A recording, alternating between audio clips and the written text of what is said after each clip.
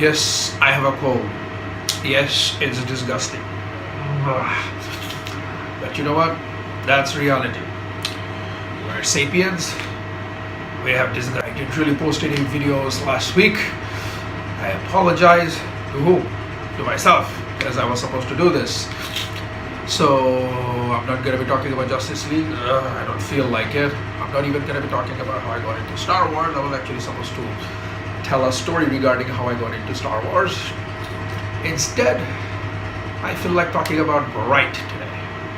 Bright is the latest movie by David Ayer, the director of Suicide Squad and Fury, written by none other than the great Max Landis. Yes, I am a huge fan of Max Landis since Chronicle, through all the way to his American Alien, through all his podcasts and his stuff on Screen Junkies, especially those movie fights on Screen Junkies, and now to Dark Gently. I haven't started it, but I will be starting it very soon. I'm digressing. The movie stars the alien punching Fresh Prince. He doesn't punch aliens here though, but he does play the character he was kind of supposed to play, Deadshot, I'm guessing. I mean, it has that same type of a vibe. Even the what do you call the emotional motivations are the same. In fact, I would say this is the movie David Ayer could have made if he was given enough time on Suicide Squad. That being said, this is not a theatrical level movie. Like, this is a direct-to-video film. Netflix, you can say, has upped the quality and the standard of what we usually refer to as the direct-to-DVD films. Usually direct-to-DVD films are either those cheesy, what do you call those, erotic thrillers, or those shitty sci-fis, or of course those asylum monster films. But this one is more along the lines of, if you haven't seen the movie, Spectral. But for theatrical, I would compare it with John Wick. John Wick, then our, what would you call it? American Assassin, District 9 even. These would fall under the direct to, but Netflix has basically categorized these these tiers of below $50 million, but 30 and above, this type of budget range films into the, direct to TV. Oh man, I'm sorry if I'm digressing, if I'm losing my focus. It's the cold. Blame the nose. Don't blame the brain. Don't blame the brain, blame the nose. So yeah, let's just wrap it up quickly because I am losing focus. Bright's a decent film. It's Training Day meets Broken Arrow with orcs, elves, and everything.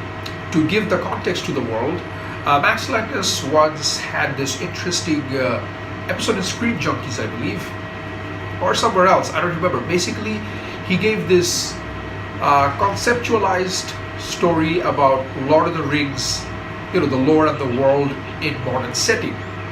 This is that concept explored, but from the lens of Broken Arrow and Training Day. That type of a cop lens. The aspect of Broken Arrow is they had lost nukes and basically they were after it. Here, it's a wand. The magic wand is very powerful. That's the Broken Arrow aspect. The Training Day aspect, two cops. One's a rookie, one's a human. Well, one's a pro.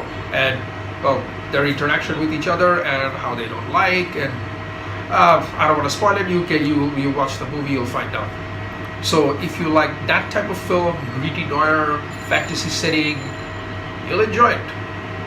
Oh, then there's also the social commentary, and it's very hammered down social commentary. Now, if you don't like hammered down social commentary, you will not like this one. This will feel really in your face, and it'll piss you off. For me, I was in the mood, I enjoyed it, and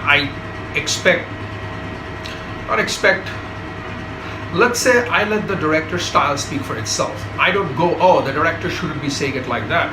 I am more of let the director speak. Afterwards, I can decide whether this director, this style suits him or not. And for all things said and done, David Ayer has progressively improved. So this movie, yes, it may be hammered down, but it's better hammered down. Like the nail, this time he managed to put it in halfway through. Suicide Squad, he just bent the nail. In Fury, it was one strike shot in. But yeah, he has chosen to be a gritty, noiristic director. Let him be. He seems to be. His crafting is improving. His control of the art has gotten better. So I am genuinely glad that he's sticking to this style. I hope he sticks to this style, but I also wish that he would explore it more. And for Max Landis, I like the way Max Landis writes. I like the way Max Landis writes his dialogues and all that. So I like the overall story. I like the overall character interactions and everything. And I liked how Will Smith's character is, you know what, I'm not gonna say anything. If you feel like watching it, watch it. For my rating, I'm gonna say it has an entertainment value for me about 7.5 out of 10. Objectively, I thought the movie was 7.5 out of 10. So overall, yeah, it's a 7.5 out of 10 for me. That's pretty solid. That's worth watching at least once. That's it. Map it out. If you enjoyed it, share it. If you didn't like, if you disagreed or agreed, whatever it is, comment, let me know. And if you hate it, subscribe.